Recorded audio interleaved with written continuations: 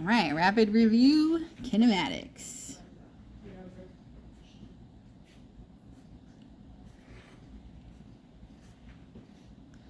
Remember, kinematics is how things move. All right, a complete description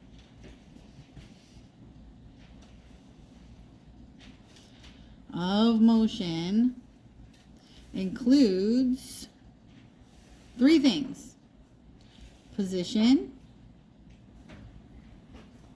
velocity, and acceleration. And description are, increase, decrease, same, stuff like that. Acceleration is how much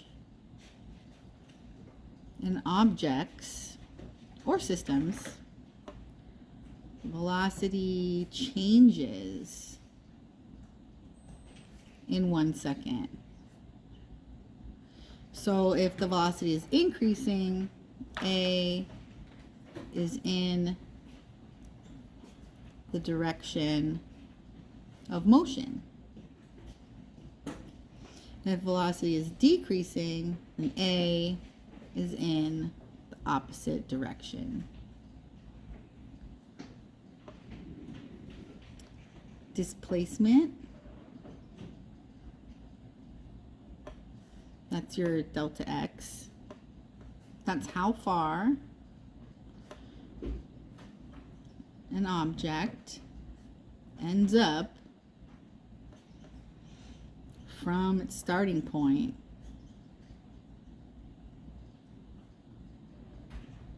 no matter the path in between.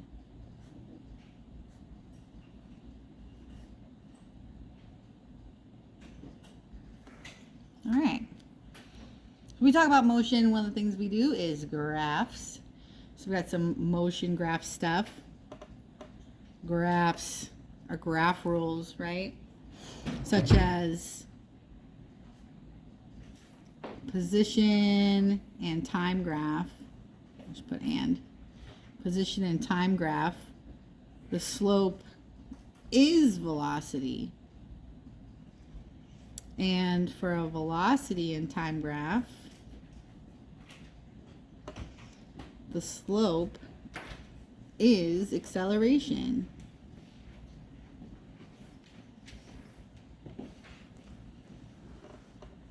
When we do kinematics, there are 5 variables. We've got initial velocity, final velocity, displacement, acceleration, and time. And each of these has, well, except for time, has a vertical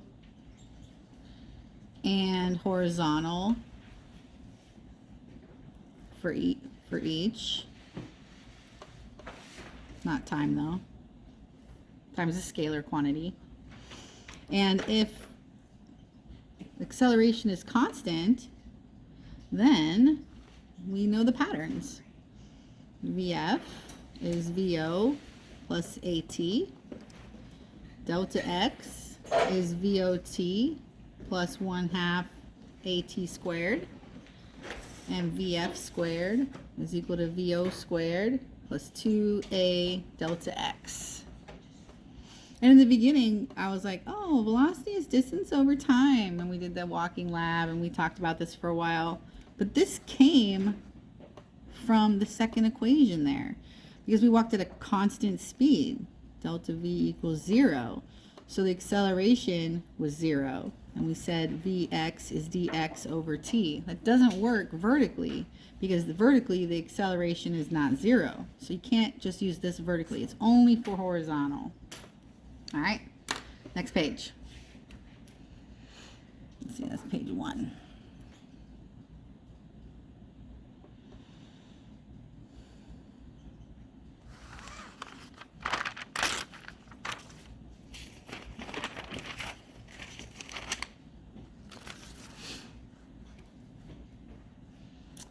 Free fall. Free fall is when no other forces other than gravity are acting on the object. So we can say that's AY, or vertical acceleration. You could also write AG for acceleration due to gravity, but most of us just write G. And on Earth, although this could be gravitational acceleration on any planet, but on Earth, that's about 9.8 meter per second squared, which is about 32 feet per second squared. And we've just been using 10 meter per second squared on Earth. Objects in free fall are called projectiles.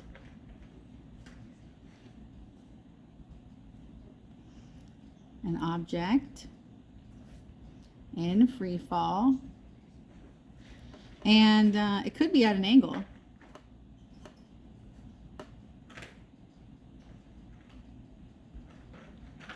And if it is, you're going to use SOHCAHTOA. And SOHCAHTOA is just a way to memorize the sine and cosine trig stuff for triangles. Whatever you do, do not mix vertical and horizontal in the same equation.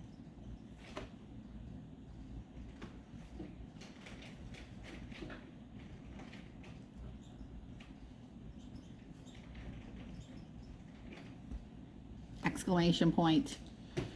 So if you're thinking you drop something and you're like, oh, Vx equals dy over t.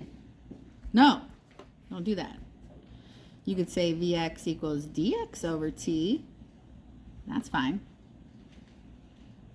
You also don't want to mix, you don't want to mix the variables in the trig triangles.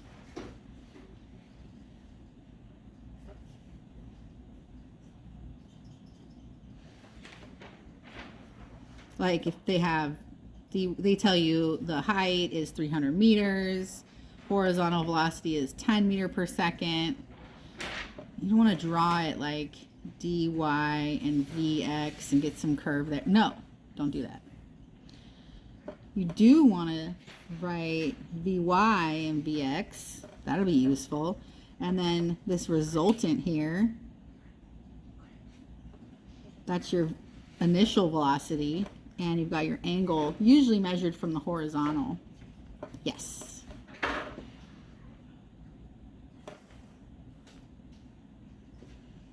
All right, let's look at graphs.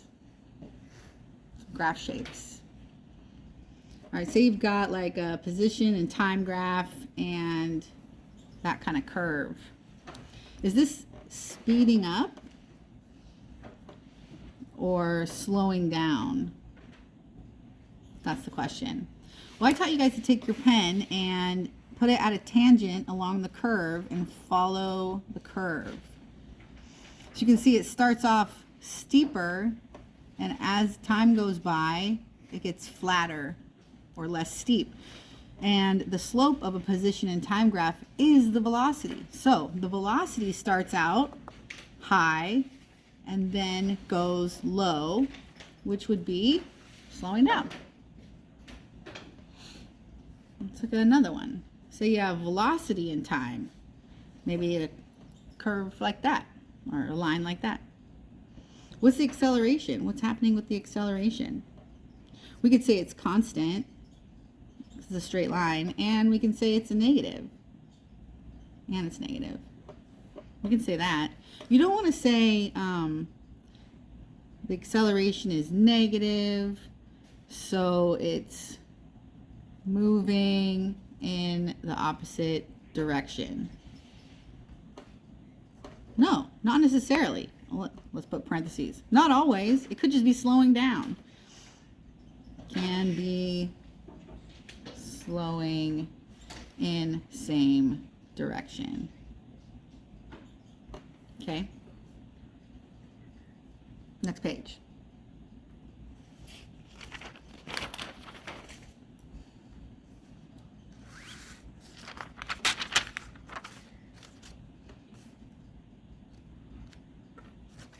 All right. Let's toss a ball on Earth.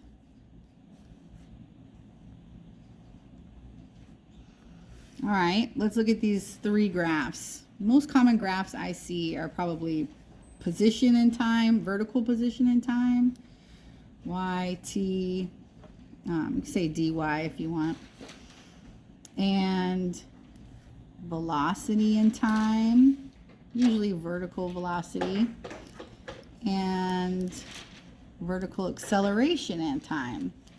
So we toss the ball on Earth, position in time, it would look just like what we see. It's very convenient, very handy. And we can do a couple things with this, like splitting it in half because it's symmetrical. It goes up and it stops at the top just for a moment. We know the vertical velocity is 0 at the top. Vy equals 0. We can also tell because the slope of a dt graph is velocity, and as I trace my pen at a tangent line along the curve at the very tippy top, the slope is flat, the slope is 0, the vertical velocity is 0 right there at the top before it changes direction and starts to come back down, speeding back up. Nonetheless, we can also say things like t over 2, right? Because it takes same time up as to go down. It's half of the total time. Okay. The vertical velocity and time graph, what is that going to look like? Well, it's going to start out high velocity, hit the 0, change direction, and then increase again negatively. So it looks like that. So we've got high velocity, then it's 0, and as time goes by it gets bigger negatively. This is increasing negatively. And what's the slope going to equal? Well, the slope of a VT graph is acceleration. So on Earth, the slope value here should be -10 meters per second squared. When you cross an origin, crossing origin means change direction. That's when it changed direction. Okay, and this last one, the vertical acceleration is constant. The slope should be 0 and at -10, right? So slope equals 0. It's not changing at -10 meters per second squared. You could do the other three graphs too. You got your dxt, vxt, and axt. All right, let's analyze a cannonball. Use algebra to analyze a ball shot from a cannon. It's got initial velocity of 25 meters per second and an angle of 30 degrees above the horizontal. On Earth, you know, we have constant acceleration for projectiles, so we can use the kinematic equations. We got Vf is equal to Vo plus At, delta x is equal to Vot plus 1/2 At squared, and Vf squared is equal to Vo squared plus 2A delta x. And maybe we should write those projectile motion rules just to remember. The x and y are independent.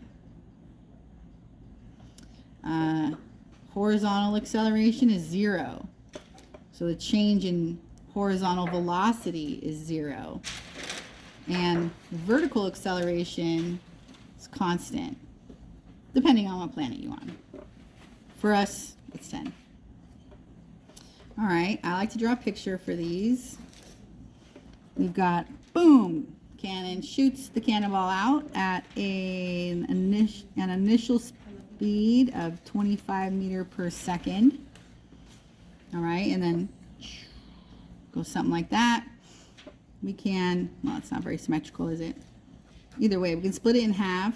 T over 2, T over 2. At the very tippy top, Vy equals 0. This is the range, delta x. Here would be the height, delta y. And we have some components. We've got VXO and VYO. So here's just like a getting everything together diagram. Now VYO plus VXO will equal VO. Those are vector rules, and this one is called the resultant. So when you add these up and they're right triangles, that's your resultant there. Let's forget the angle. All right, so let's do some trig. So VO is 25 meter per second. I can get my VOX. That's going to be V cosine theta, or 25 cosine 30. That's about 21.7 meter per second. I can get my VOY. That'll be V sine theta. That's 25 sine 30. And that is 12.5 meter per second. Which makes sense because these should be smaller than the initial, which is the hypotenuse. So, cool. We know AY is negative 10 meter per second squared. We know AX is 0. We don't know T. We don't know the height. And we don't know the range. We can solve for any of those, though. Let's do how high. I like to start with how high. Let's go. How high does it go? Well, if they gave me time, I could just jump to the second equation, but they didn't. So I could use the first equation to solve for t and then put it into the second equation. I could do that. Totally legal. Or I can just use this third equation that doesn't have time in it at all. Haha. VF. Let's go V. I want to say VF squared equals VO squared plus 2A delta X. I can only use this in one direction. Since I'm looking at how high, I'm looking at the vertical direction. I'm going to add Y to all of these. Oh gosh, delta X in the Y direction. Well, at the very tippy top, I'm going to look at this left side. I've got my VY equals 0. That's going to be my VFY final, or VY final. So that's 0. I can rewrite this as 0 is equal to VOY squared plus 2. And instead of AY, I'm going to write G. And instead of delta X in the Y direction, or displacement vertically, I'm going to write H. I can rearrange this for H and have negative VOY squared divided by 2G. And plug some stuff in at 12.5 meter per second squared negative divided by 2 times negative 10 meter per second squared. And I'll get, I don't have a calculator. You can bust that out. All right, that's how you do it. That's how you do it. You should get a positive number. If you didn't, then you probably forgot this sign here, or I don't know. So height would be a positive number. How high? All right, 2 more fun facts about projectiles. I'd say 45 degrees is the farthest, and 30 degrees and 60 degrees hit at the same spot. Complementary angles, angles that add up to 90, will have the same range. Same range. All right, that's it for the rapid review. Kinematics.